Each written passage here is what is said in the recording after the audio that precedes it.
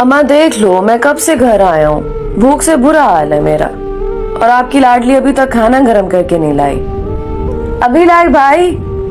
ये देखो शर्ट पे हल्का सा दाग वैसे ही है। तुम्हें तो कपड़े भी सही से वॉश करने नहीं आते। लाओ भाई, ये शर्ट उतार कर मुझे दे दो, मैं दोबारा वॉश कर दूंगी। ये पहन लो, कल ही अम्मा से नहीं मंगवाई थी आपके लिए। उफ, खाने में इतनी मिर्चें। पता नहीं कब खाना बनाना आएगा इस चुड़ैल को। अम्मा आप खुद खाना बना लिया करें, वरना ऐसा खाना मुझसे नहीं खाया जाता। अम्मा बोले, बेटा यहाँ बनाना सीख जाएगी तो ससुराल में अच्छा बनाएगी, इसलिए सब सालन इससे बनवाती हूँ।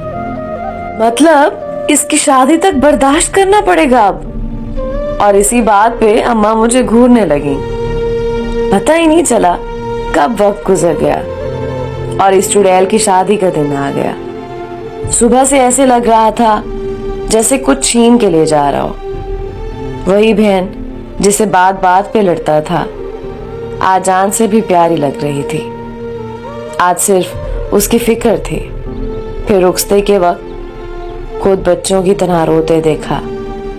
यूं लग रहा था जैसे दुनिया लुट गई हो।